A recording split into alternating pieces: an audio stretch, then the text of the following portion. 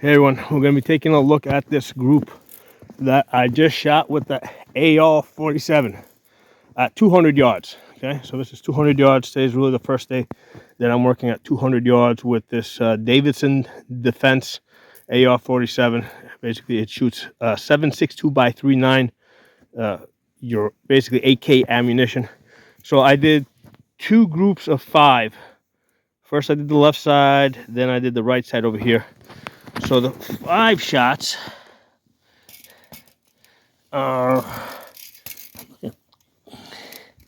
at about 4.5 inches at 200 yards. So that's like 2.5 MOA. Now, usually I take the best 4 out of the 5. I'll make sure I got you guys in the picture. Yeah. So the best 4 out of 5 is 4 inches. So that's 2 MOA. And then looking at the other one over here. That one is 6 inches. And then looking at the best 4 out of 5, we've got 4 inches. So that, again, that's 2 MOA. So we got two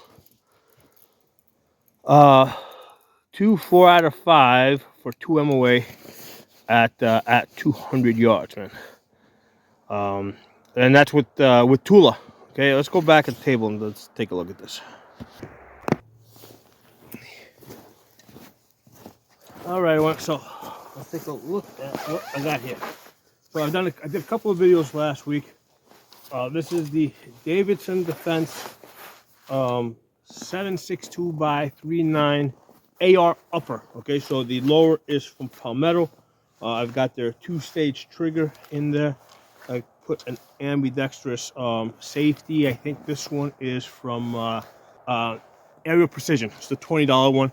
And one of the things I do is, like, I actually on the right side, I use the grinder and I grind it down so I can have my finger straight here without that interference. So I mean, you can spend $100 for the one that's factory, that's done from you like that from the factory, or you can get the $20 one and do it yourself, which is what I did. So what I got here, I've got the Davidson 503G. Okay, this has the ACSS. Basically, it has a built-in bullet drop compensator. Let me show you guys what that looks like. Okay, behind that, I got the Vortex 6X. Let's see if I can line it up for you guys. Make it a little bit brighter. So that bullet drop compensator is really useful when you're trying to shoot at distance. Oh, we need to make it brighter. Make it brighter. I had to dim it down for when I was shooting because I don't want it overwhelming me. There it is. Okay. So it's a chevron with 3 dots underneath it. And then you can't see the 3 dots until you use the magnifier. You're not going to be able to see it here because of the eye relief issue. Yeah, you're not going to be able to see it there. No way you can see it. I'd have to. Okay, let me try and separate it so you guys can see it. Separate these things so easy. Match up, different trigger groups and different optics. See if I can get you guys. There it is. Focus is going to be a little bit off. There it is. You saw the 3 dots there for a second.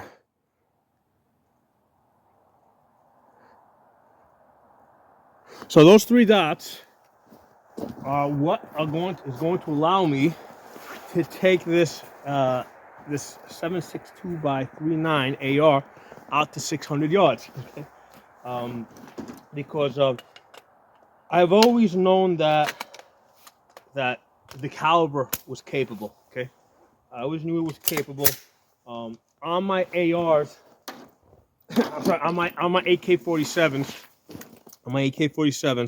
I have hit. I think the best group I ever got was 3 3/4 inches at 200 yards. Okay, so that's a 200 yards. So that's a little bit better than 2 MOA. Okay, now I've only been able to do that once. The issue is, because I have my optic on top of the gas tube, but the issue is I cannot put a magnifier on my AK-47. Okay, and if I put a scope on it, right, it's too high.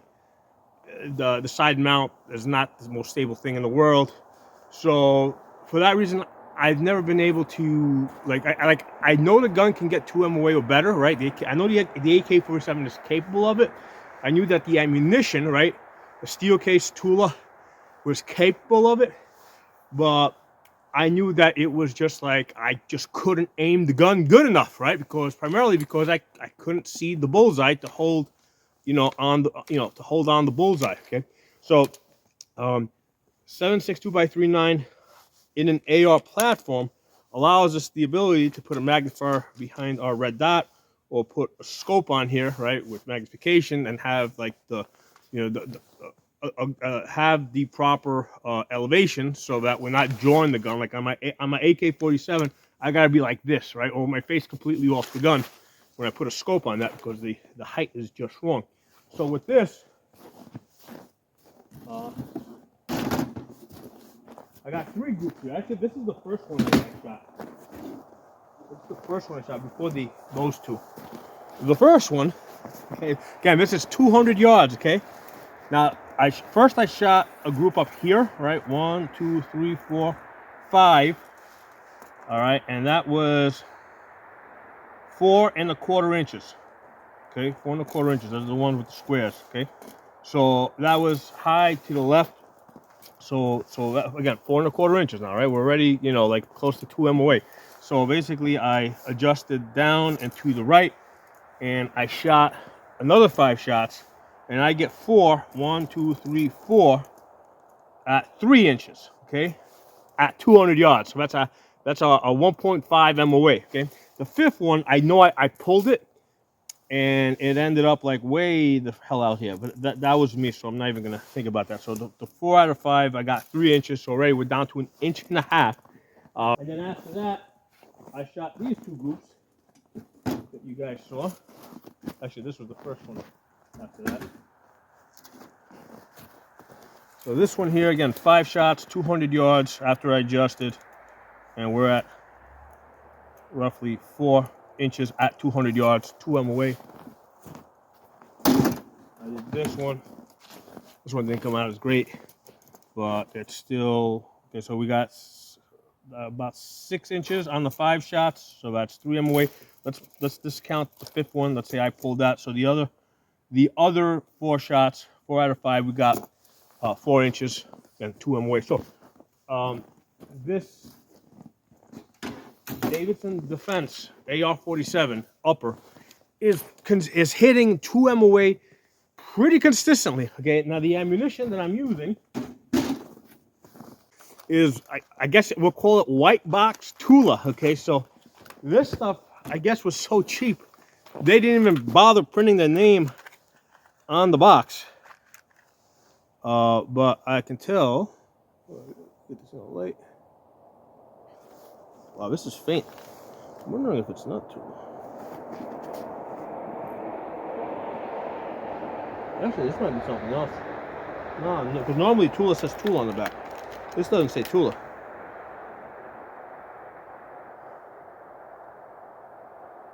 Yeah, actually, it does. But you know what? Even the Red Army Standard says Tula in the back. So I think they buy the cases from Tula. So we really don't know, like, who loaded the gunpowder on this stuff, because it's got no name on it. Here, I'll show you guys a close-up of the back. Try to get you in focus. There it is. So usually the Tula is stamped a little bit deeper. This is not stamped very deep. This ammunition was given to me. Okay, it was just given to me a few years ago, and I had several boxes of this, and it just happens to be what I've been working with lately. Because, I had like 20 of these loose boxes. And I said, "Okay, let's use up these. Let's use up this stuff, right?" So it's like no name 7.62x39. So this stuff was so cheap that they didn't even bother putting a label on the box. Okay. 2 MOA, 200 yards. I mean, so here's the thing. For years, like since like going all the way back to like 2000, when I really got into this game back in like 2008, 2009, people were talking about how shit Russian ammunition was, right? If you went on back then, this is before like the Facebook groups and before really before even YouTube, right? Because YouTube started in 2006. The Tafa channel that I have on YouTube was started in 2006. I think YouTube started in 2005. So I was there from the beginning, although I really wasn't as deep into it as I am now as far as the guns go. So back in like 2008, 2009, the thing was like these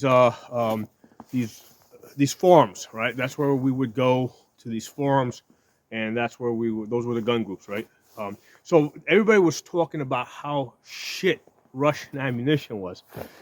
I mean, all the way up through, because eventually we got out of the forums and we migrated over to Facebook and YouTube, and everybody's been shit talking the Russian ammunition. So I have to believe that the Russians were paying attention, right? Everybody was talking about how shitty the Russian ammunition is. So it makes sense that the Russians put some effort into improving their ammunition, right? At least improving the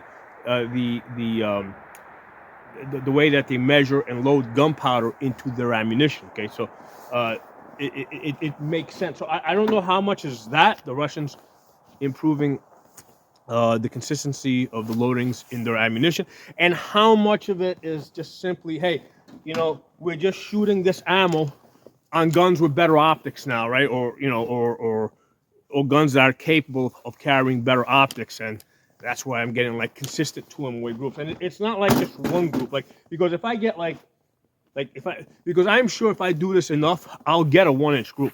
But it doesn't mean that the ammo of the gun's a 1 MOA gun. I'm sure that this gun is capable of being a 1 MOA gun if I could get good enough ammunition. But it's like, I'm not going to go searching trying to find one MOA 7.62x39 and paying through the nose for it. But I'm sure if I'm able to get it and put it into this gun, if I get match grade 7.62x39, it will shoot 1-inch groups. Okay, but the 2 MOA that I'm getting at 200 yards is fine.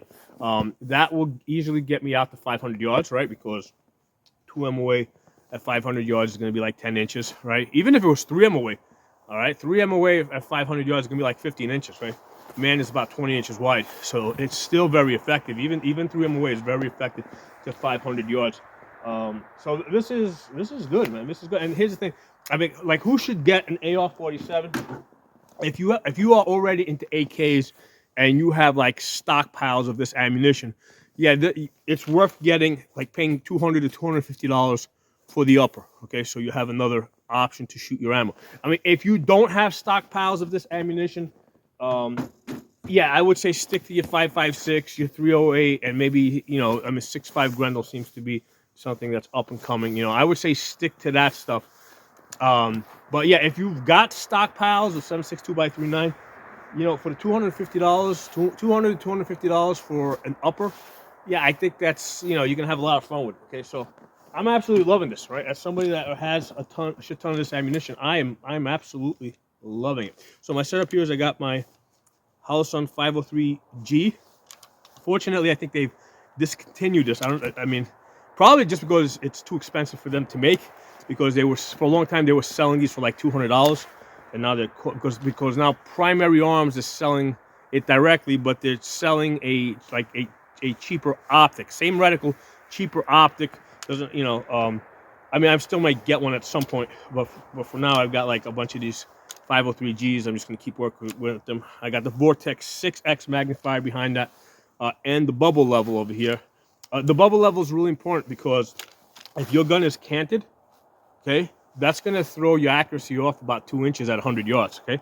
Because if you think about it, right, if you just hold your 2 fingers like this, right, hold like this, right? So the bottom is your bore, right?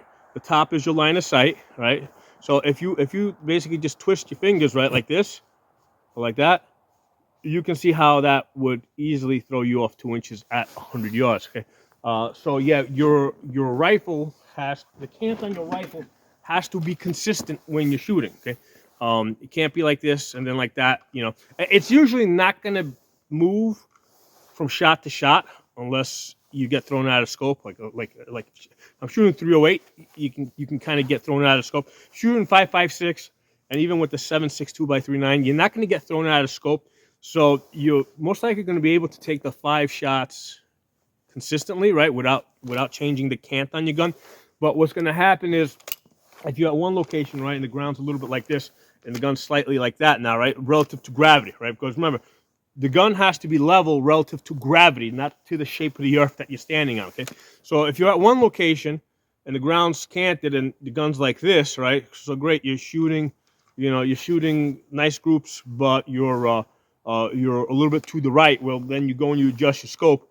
But then you go to a different location where the ground has a different shape, right? And now you're, all of a sudden you're 2 inches to the left, and now you readjust your scope. So every time you go to a different shooting position or a different shooting location, you're constantly like 2 inches left or right, and you're constantly adjusting your scope. And it's not because of the ammo, because people are like, oh, it's the ammo or it's the wind or what. It's not. It's your cant, right? You keep canting the gun at different locations on different days for different positions, and that's what's throwing you off 2 inches one way, one time 2 inches off the other way, and you're constantly like adjusting. So just get yourself a bubble level, and that will fix the problem. I like to put it in the back. But with the magnifiers, you've got eye relief issues. So that most of the time I end up putting it in the front over there. So I mean, you could move this up a little bit, but like I said, there's eye relief issues. So that works fine. I can see that just perfect. Works good for me. So anyway, I wanted to share that with you guys. I mean, 7.62x39, 2M away, 500-600 yards, definitely 500 yards, no problem. I'm going to get out there. I'm going to do it. I'm going to test it out at that distance. But I can tell from here that it's really not going to be an issue. It's just a matter of knowing knowing your holdover. And with this scope, right, because it has the bullet drop, those 3 dots, right, it has the BDC. Yeah, I mean, the first time I'm doing it, like, I'm going to have a big paper, right, so I can that'll help me figure out what my hold is. Because, yeah, I'm using the last dot. But am I putting that last dot in the center of the paper, or am I putting it at the top of the paper? So usually, like when I'm shooting like a 16-inch AR with 5.56, I put it in the center. But if I'm using like a 7.5-inch, I have to put it at the top of the paper. So it's like one of those things that you need a big enough paper to figure out exactly what the hold needs to be. I'm going to guess that it's probably going to be at the very top of the paper because the 7.62x39 is going slower than the 5.56. So it's going to need to go at the top of the paper 500 yards in order to hit the center. Okay, so drop some comments. I'll talk to you all soon. If you're not a member of the channel, hit the subscribe button so you can keep up with my videos.